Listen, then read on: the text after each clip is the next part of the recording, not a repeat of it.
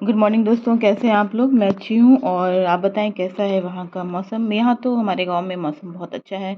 और चलिए स्टार्ट करते हैं आज का रिवीजन। हमने ली है ये बुक जो मैं साथ लेकर आई थी रिविजन्स के लिए। ये है बाइलिंगुअल, हिंदी और अंग्रेज़ी एक साथ हम इसको रिवाइज कर रहे हैं। सीडीपी की ये पासबुक है और पेपर 1 और पेपर 2 इससे आप अपना कवर कर सकते हैं। सीटेट और स्टेट के लिए भी काफ़ी अच्छी है ये। और समरी बुक है ये। इसमें जो इसके की पॉइंट्स हैं ये देख लीजिए। एनसीएफ 2005 पेडागोजी, पॉजिटिव और नेगेटिव वर्ड्स हैं, शॉर्ट्स नोट्स हैं और चैप्टर वाइज इसमें पीवाईक्यूज हैं। और एनईबी 2020 हम पढ़ चुके हैं और इसके साथ ये हमारे सर हैं, ये हैं आपके रोहित वैदवान सर। और ये आपको मिलते हैं अध्ययन मंत्रा एप्लीकेशंस पर। इसके अलावा आप यूट्यूब पर भी अध्ययन मंत्रा से अपनी क्लासेस कर सकते हैं। आइए हम लोग अपने रिविजन्स में आगे बढ़ते हैं। हम रिवाइज कर रहे थे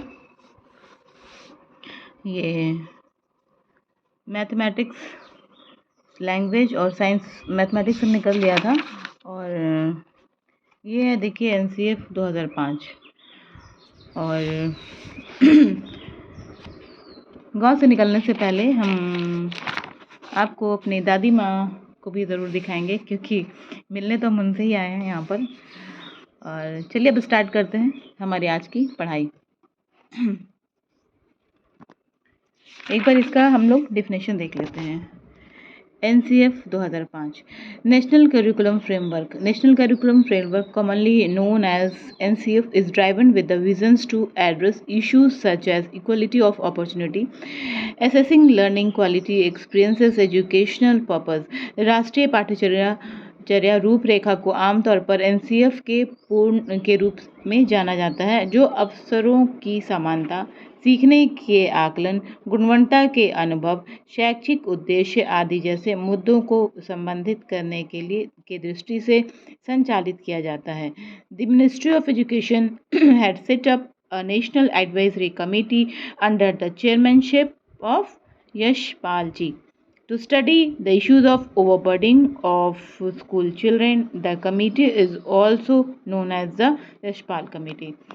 तो बच्चों के ऊपर पढ़ाई की बोझ बहुत ज़्यादा ना हो, इसके लिए एक जो कमेटी बनी थी उसी कमेटी को हम क्या बोलते हैं, यशपाल कमेटी। और ये कमेटी आई थी 2005 में। अब आते हैं लैंग्वेज के लिए एनसीएफ ने क्या बोला। मैथमेटिक्स की चर्चा हम कल कर चुके थे, कल रिवीजन हो चुका था। NCF 2005 emphasise that succeeding in mathematics should be mandatory for every child। NCF 2005 इस बात पर जोर देता है कि गणित में सफल होना हर बच्चे के लिए अनिवार्य होना चाहिए। और इसके बाद हमने लैंग्वेज में भी कल कुछ पढ़ा था, वो है the focus group on teaching of science language। In language it emphasize on implementing the 3 language formula with। ये क्या बोलते हैं लैंग्वेज के लिए कि in language it emphasizes on implementing the 3 language formula with emphasis on mother tongue as the medium of instruction।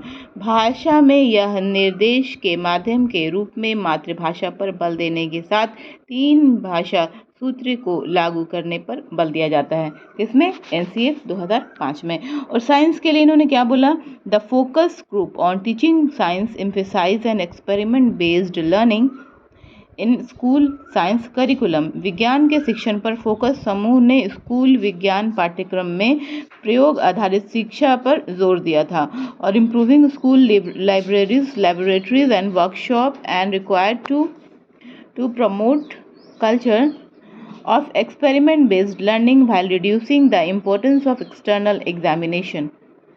बाहरी परीक्षाओं के महत्व को कम करते हुए प्रयोग आधारित शिक्षा की संस्कृति को बढ़ावा देने के लिए स्कूल की पुस्तकालयों, प्रयोगशालाओं और कार्यशालाओं में सुधार करना आवश्यक है। A need was also felt to have a computer interface experiment and projects utilizing database from public domain। सार्वजनिक पक्ष में डेटाबेस का उपयोग करने वाले एक कंप्यूटर इंटरफेस प्रयोग और परियोजनाओं की आवश्यकता महसूस की गई। The teaching of science should be recast to enable children to examine and analysis everyday experience. बच्चों के रोज़मर्रा के अनुभवों की जांच और विश्लेषण करने में सक्षम बनने के लिए विज्ञान के शिक्षण की पुनरावृत्ति होनी चाहिए। और इन्वायरमेंट के लिए क्या बोला हमारे एनसीएफ ने, environment education should be become a part of every subject. पर्यावरण शिक्षा हर विषय का हिस्सा बनना चाहिए। सोशल साइंस के लिए it also recommends a paradigm shift to study social science from the perspectives of marginalized groups. It recommended gender justice and sensitivity to tribal and Dalit issues and minorities sensibility. यह वंचित समूहों के परिप्रेक्ष्य में सामाजिक विज्ञान का अध्ययन करने के लिए एक बदलाव की भी सिफारिश करता है। यह जनजातीय और दलित मुद्दों और अल्पसंख्यक संवेदनशीलता के लिए लैंगिक न्याय और संवेदनशीलता की सिफारिश करता है।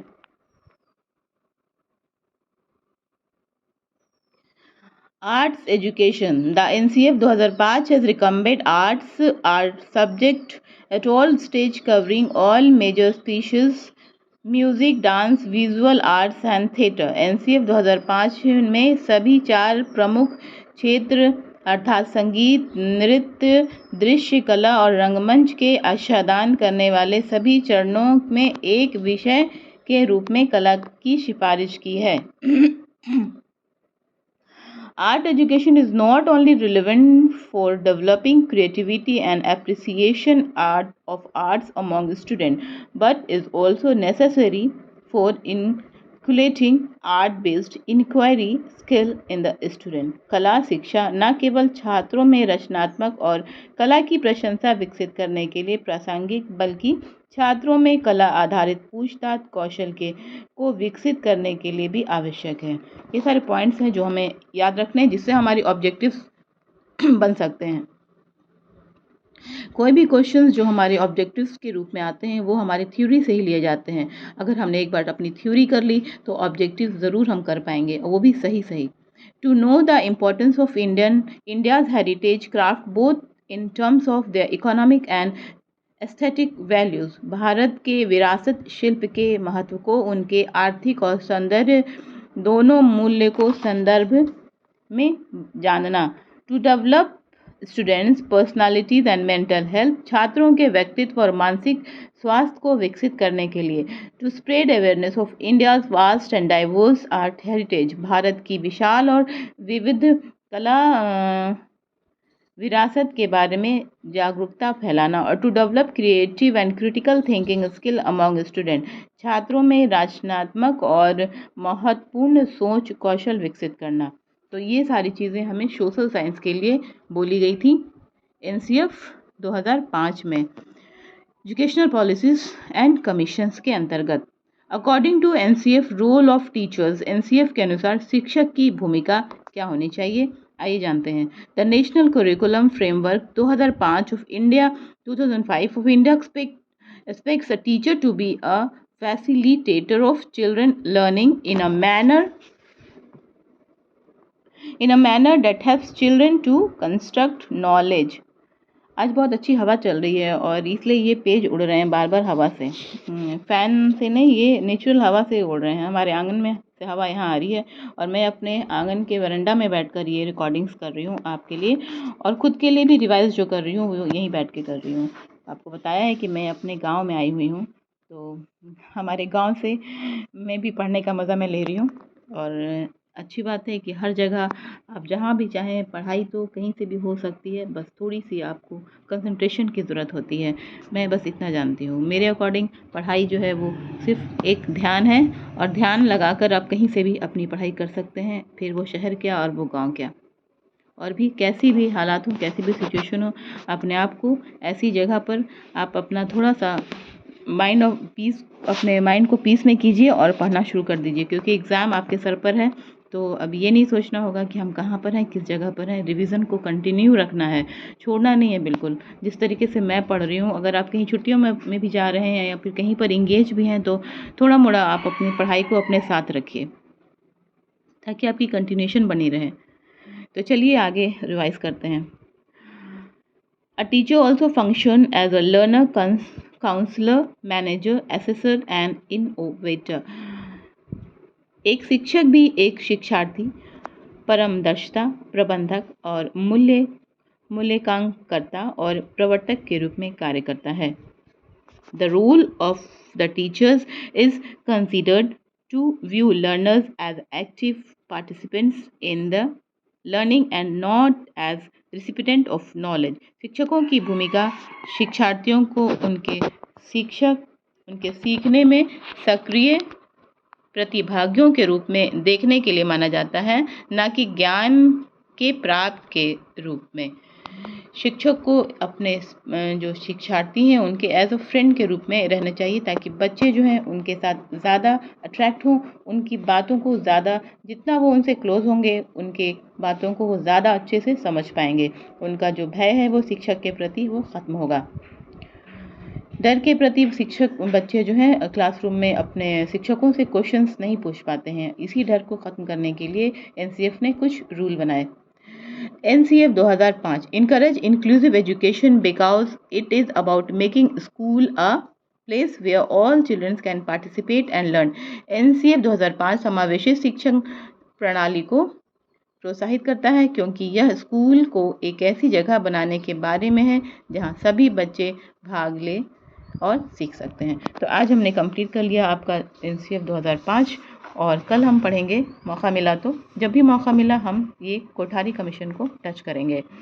तो आपकी ये CDP जो हुई वो सीटेट वालों के लिए और हमारे लिए, क्योंकि हमें भी देना एग्ज़ाम, उनके लिए बहुत फ्रूटफुल रहेगा। और बाकी जो एग्ज़ाम्स में है कैंडिडेट जो BEd वगैरह कर रहे हैं वो भी चाहें तो इसको देख सकते हैं। BEd DLEd सब में ये यूज़फुल है और एग्ज़ाम्स में ऑब्जेक्टिव्स में तो ये आना ही आना है। इससे क्वेश्चंस 2005 इज़ वेरी इंपॉर्टेंट। अब हम आते हैं अपनी NCERT बुक पे और सार संग्रह से कुछ BPSC के रिगार्डिंग रिवीजन कर लेते हैं। BPSC सुपर टेट हमारे लिए जो अभी पहाड़ के जैसा है, उस पहाड़ पे चढ़ना भी बहुत ज़रूरी है और फतह करनी है। तो आइए फतह होने के लिए तैयार हो जाते हैं और अपनी रिविजन्स को स्टार्ट कर लेते हैं।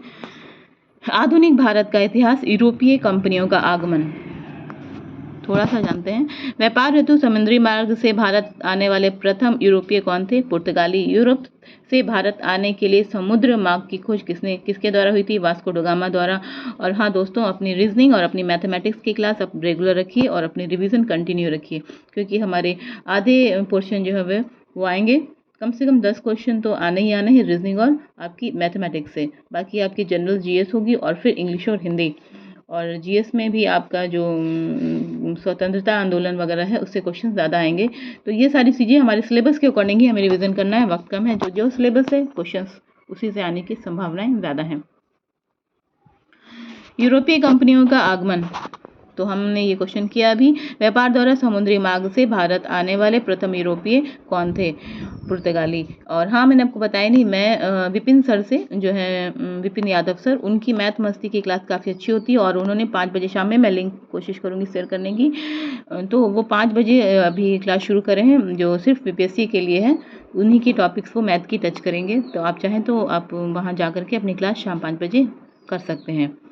और रीजनिंग के लिए मैंने अध्ययन मंत्रा से आपको क्लास की लिंक अपने कम्युनिटी पोस्ट पर दी हुई है। तो ऐसी कोई चीज़ें होंगी आप हमारे कम्युनिटी पोस्ट पर ज़रूर जाएंगे तो मुझे जो भी कुछ अपडेट मिलेगा हमारे एग्जाम्स के रिगार्डिंग हमारे लिए जो फ्रूटफुल होगा वो अपने मैं कम्युनिटी पोस्ट पर पोस्ट कर दूँगी। तो आइए अगला क्वेश्चन लेते हैं। यूरोप से भारत आने के लिए समुद्री मार्ग की खोज किसके द्वारा की गई थी? Vasco da Gama. भारत आगमन 17 मई 1498 1498 ईस्वी। और कालीकट बंदरगाह के तट पर किसने वास्को ड गामा का स्वागत किया था? जो मेरिन ने, स्थानीय शासक था, उसी ने इनकी स्वागत की थी। पुर्तगालियों ने भारत में सर्वप्रथम अपनी व्यापारिक कोठी फैक्ट्री कहाँ स्थापित की थी? कोचीन में। पुर्तगाली उपनिवेश का प्रथम वायसराय भारत में कौन नियुक्त हुआ था? फ्रांसिस्को द अल्मीडा 1505 में। और भारत में तंबाकू की कृषि एवं प्रिंटिंग प्रेस को प्रारंभ करने वाला श्रेय पुर्तगालियों को दिया जाता है। इसका मतलब हमारे देश में जो तंबाकू और की कृषि और जो प्रिंटिंग प्रेस जो शुरू हुआ वो पुर्तगालियों की देन है। भारत में प्रथम प्रिंटिंग प्रेस की स्थापना 1556 में गोवा में की गई थी। भारत में प्रथम प्रिंटिंग प्रेस की स्थापना वर्ष 1556 में गोवा में की गई थी। इसको याद रखना होगा। हिंद महासागर में व्यापार को नियंत्रित करने के लिए शांत या नीले जल की नीति ब्लू वाटर पॉलिसी किसने लागू की थी? फ्रांसिस्को द अल्मीडा ने। हिंद महासागर में व्यापार को नियंत्रित करने की जो शांत और नीले जल की नीति आई थी यानी कि ब्लू वाटर पॉलिसी, उसको किसने लागू किया था? फ्रांसिस्को द अल्मीडा ने। और यहाँ देख लेते हैं विभिन्न देशों के खोजकर्ता वास्को डे गामा, देश Bharat, Columbus America, captain James cook ने ऑस्ट्रेलिया को खोज निकाला, तस्मानिया एवं न्यूजीलैंड, और बार्थोलोम्यू डियाज ने केप ऑफ गुड होप दक्षिण अफ्रीका को खोज निकाला। ठीक है। और इस वक्त तो लाइट चली गई है हमारे यहाँ। गांव में जैसे शहरों में लाइट थोड़ी बहुत कटती है, अब गांव में भी लाइट कटती है। गांव में तो पहले लाइट रहती ही नहीं थी, लेकिन अब माशाल्लाह लाइट कट रही है तो आ भी जाती है। पहले तो कोई स्कोप ही नहीं था लाइट का, लेकिन ये चीज़ बहुत अच्छी हो गई कि अब आप इलेक्ट्रिसिटी अपने गांव में बहुत अच्छी देख सकते हैं।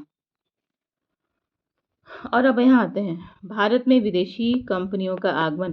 कंपनी क्या है? पुर्तगाली ईस्ट कंपनी है। एस्टादो द इंडिया, देश पुर्तगाल, स्थापना 1498, भारत में प्रथम फैक्ट्री कोचीन। अंग्रेजी east India company second question में है। और ब्रिटेन जो है इसका देश है। स्थापना हुई थी 1600 में, भारत में प्रथम फैक्ट्री सूरत में बनी थी। United east India company of Netherlands, England, Holland में इसका ये देश था। और स्थापना उसने 1602 में किया था। और कहाँ किया था इसने? भारत में मुसलीपट्टनम में किया था। ये लोग इंडिया में अपनी कंपनी का आगमन हमारे देश में किए थे, इन देशों के लोगों ने। और ये जो कंपनियां हमारे देश में आई थी, डेनिश ईस्ट कंपनी जो है डेनमार्क से आई थी 1616 में। और कहाँ जिसने स्थापना हुई थी भारत में? त्रावणकोर में। और फ्रांसीसी east India company the Indus Orion place, France की थी ये। और 1664 ईस्वी में आई थी। कहाँ आई थी ये? भारत में प्रथम फैक्ट्री स्थापित किया था इसने सूरत में। तो यूरोपीय व्यापारियों का भारत आगमन क्रम पुर्तगाली, डच, ब्रिटिश, डेनिश, फ्रांसीसी और स्वीडिश, ये लोग थे जो हमारे यहाँ अपनी कंपनियों को आजमाया था भारत में। और अच्छा इनको ग्रोथ भी मिला था। यूरोपीय शक्तियों में भारत में पुर्तगाली कंपनी ने सर्वप्रथम 1498 में प्रवेश किया था। भारत में अंत जो है 1961 ईस्वी में भी यहीं 1961 ईस्वी में भी यहीं गए। ओ मतलब सर्वप्रथम आए थे ये 1498 में और प्रवेश किया था। और अंत इनका हुआ था 1961 में यहीं से। और ये कुछ मुझे क्लियर नहीं हो रहा है, इसको बाद में हम देख लेंगे। वैसे एक बार हम ये तो समझ में आ गया है कि ये जो है पुर्तगाली कंपनी जो है इंडिया में आई थी सबसे पहले 1498 में। क्योंकि अगर ये 1961 तक थे तो फिर यहाँ पर जो ये क्वेश्चन है फ्रांस में जो 64 में 64 में आए थे सूरत में, तो फिर ये कैसे होगा? तो मुझे ऐसा लगता है कि ये जो है मिसप्रिंट है और इसका अंत जो हुआ होगा वो 64 ईस्वी में हुआ होगा, तब ये बिल्कुल सही हुआ। हाँ, तो ये हम यूरोपीय शक्तियों में भारत में पुर्तगाली कंपनी ने सर्वप्रथम 1498 में 1498 में आए थे। और इनका इंड जो हुआ था वो अच्छा हाँ बिल्कुल सही। पुर्तगाली कंपनी जो थी वो आई थी 1498 में और इसका इंड हो गया था 1461 में। उसके बाद ही तो ये आई थी यूनाइटेड ईस्ट इंडिया कंपनी। बिल्कुल सही। चलिए अब हमें पता चला, आगे रिवाइज करते हैं। किस यूरोपीय शक्ति द्वारा भारत में मसालों के निर्यात के स्थान पर कपड़ों के निर्यात को प्राथमिकता दी गई थी? डचों द्वारा। भारत के साथ व्यापार के लिए सर्वप्रथम संयुक्त पूंजी कंपनी किसने आरंभ की थी? डचों ने। 1759 में बेदरा का युद्ध किन दो यूरोपीय शक्ति में हुआ था? डच और अंग्रेज के बीच में एक युद्ध हुआ था जिसे बोला जाता था बेदरा का युद्ध। और लंदन में ब्रिटिश इंडिया कंपनी के गठन के समय भारत का सम्राट कौन था? Akbar. British east India company के गठन के समय भारत का सम्राट कौन था? अकबर। तो आज हमने इतनी हिस्ट्री जानी और बाकी फिर नेक्स्ट टाइम देखेंगे। अगर शाम में मौका मिला तो शाम में हम कुछ और रिवाइज कर लेंगे। और इसमें तो बहुत कुछ पढ़ना है हम लोगों को। अपने आप चाहें तो अब ये बुक मंगवा भी सकते हैं, सेल्फ रिविज़न भी कर सकते हैं। और आइए देखते हैं कुछ हिस्ट्री अर्थशास्त्र से, कुछ अर्थशास्त्र का भी रिवीजन हो जाए, 2-4 पॉइंट।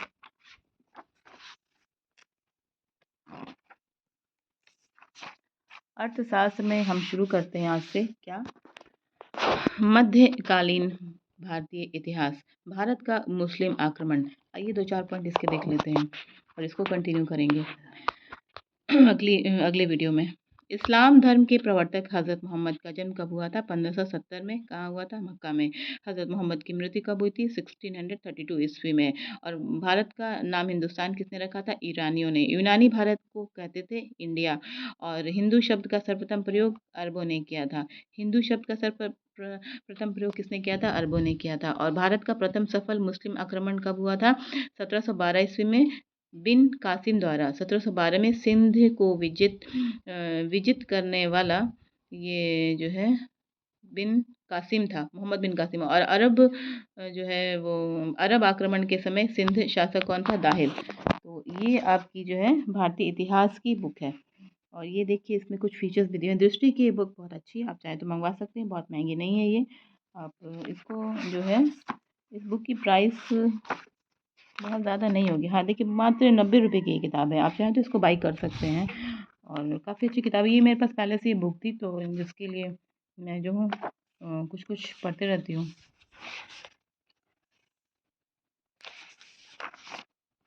और कुछ ऐसी चीज़ें जो मुझे इसमें इम्पोर्टेंट लगेंगी, उसको मैं कोशिश करूँगी कि मैं इसको ज़्यादा से ज़्यादा पढूँ और रिवाइज़ करूँ। यहाँ देखिए ये बहुत इम्पोर्टेंट चीज़ दी हुई है। और ये आधुनिक भारत में प्रेस का विकास। आधुनिक भारत में प्रेस का विकास, रुक जाइए। बंगाल गजट भारत का पहला प्रकाशित समाचार पत्र था। ये क्वेश्चन अक्सर एग्जाम्स में भी बेसिस में पूछे जाते हैं। जे.ए. हिक्की बंगाल गजट का प्रकाशन 1780 ईस्वी में हुआ था, लॉर्ड वेल्लेस्ली ने। और 1799 में सभी समाचार पत्रों का सेंसर था। और प्रत्यक्षण अधिनियम पारित हुआ था। ये प्रत्यक्षण अधिनियम पारित हुआ था। और लॉर्ड हेस्टिंग जो इसके वो थे पारित करने वाले, जो इसके नेता थे। और सभी समाचार पत्रों पर सेंसर बोर्ड का जो यहाँ पे कानून लागू हुआ था 1799 में। 1818 में प्रत्यक्षण अधिनियम रद्द कर दिया गया था। और लॉर्ड लिटन वार्निकुलर प्रेस एक्ट के समय पारित हुआ था 1878 में। अब यहाँ जाइए, लॉर्ड रिपन ने क्या किया था? वार्निकुलर प्रेस एक्ट रद्द कर दिया था 1882 में। और बाल गंगाधर तिलक पत्रकारिता के लिए ब्रिटिश सरकार से सजा पाने वाले पहले भारतीय थे। बाल गंगाधर तिलक को जो पत्रकारिता थी उसके लिए उनको सज़ा भी मिली थी ब्रिटिश सरकार से, और वो पहले भारतीय थे। और अब आते हैं फ्री हिंदुस्तानी। ये भी एक पेपर था, तारकनाथ दास का अखबार था ये, इसको याद रखना है। फ्री हिंदुस्तान, हिंदुस्तान को फ्री करो, इनका मतलब मेन ये मोटो होगा। और उन्होंने ये अखबार निकाला होगा, तारकनाथ दास का अखबार था ये। राम मोहन रॉय, सावंत कुमार कौमुदी, प्रज्ञा का चांद बंगला में था। मीरातुल अखबार फारसी में प्रकाशन होता था। और इसके प्रकाशन के जो ये संपादक थे, ये कौन थे? राम मोहन राय। और इंडियन मिरर अखबार देवेंद्र नाथ टैगोर द्वारा मनमोहन घोष संस्थापक थे इसके। और ये जो है इसके संस्थापक थे, क्या नाम था इस अखबार का? क्या नाम था? Indian mirror. और कौन कौन थे इसके संस्थापक? देवेंद्र नाथ टैगोर और मनमोहन घोष। गदर भी एक पेपर आई थी, गदर पार्टी का मुखपत्र, साप्ताहिक पत्र। प्रथम संस्करण का प्रकाशन 1 नवंबर 1913 को सैन फ्रांसिस्को से उर्दू भाषा में किया गया था। 9 दिसंबर 1913 गुरुमुखी में भी प्रकाशन हुआ था। मराठी, हिंदी, अंग्रेजी एवं गुजराती में भी प्रकाशन एक अंक पुख्तूनी भाषा में हुआ था। और अमृत बाजार पत्रिका का प्रशासन जिसके संस्थापक थे शिशिर कुमार घोष। आज हमने इतनी इम्पोर्टेंट चीज़ जो है ये देखी। और इसको हम आप कोशिश कीजिए कि इसका स्क्रीनशॉट ले लीजिए। तो आज के लिए दोस्तों बस इतना ही, फिर रिवीजन होगी। तब तक रखिए अपना ख्याल। और यहाँ देखिए, ये मेरी जो दादी माँ है यहाँ बैठी हुई हैं। इनको पैर में थोड़ी प्रॉब्लम है, दद्दा को ऑपरेशन हुआ था पैर का, और हम लोग इनसे मिलने आते हैं, दद्दा के पास आए हुए हैं। कल हमारा त्यौहार है, बकरीद है, तो सेलिब्रेट करेंगे और बाकी लोग भी गांव पे पहुंचने वाले हैं। तो और ये देखिए, मैं यहाँ से बैठ के आपके लिए अपने लिए भी रिवीजन कर रही हूँ और अपने फ्रेंड्स के लिए भी। तो लाइक कीजिए, सब्सक्राइब कीजिए। सबसे ज़्यादा इम्पॉर्टेंट है कि हमें हमारी पढ़ाई करनी है, चाहे वो हम कहीं से भी करें। और कोशिश करना चाहिए कि अपने जो घर के बूढ़े हैं, जो हमारे घर के जो सबसे मेन जो पिलर हैं, जिनसे हमारी घर की शुरुआत हुई, जो बुनियाद है हमारी, वो हमारे बुज़ुर्ग लोग हैं। तो उनका आदर करें, उन्हें प्यार करें और उनकी दुआएँ लें। सबसे ज़्यादा यही इम्पोर्टेंट है। और उनकी दुआएँ जो है हमारे भविष्य को बनाने में हमारे लिए बहुत हेल्पफुल रहती हैं। तो और अपने घर वालों से और बाकी लोगों से भी प्यार मोहब्बत से पेश आएँ। तो इसी मनोकामना के साथ दीजिए इजाज़त अपने इन दोस्त को, और खूब प्यार से रहें और मिल-जुल कर रहें और पढ़ाई-लिखाई करें। एग्ज़ाम सर पर हैं, तो जहाँ तक हो सके अपने रिविज़न्स को कामयाबी में चेंज करें। ओके बाय, टेक केयर, फिर मिलेंगे अगले वीडियो में।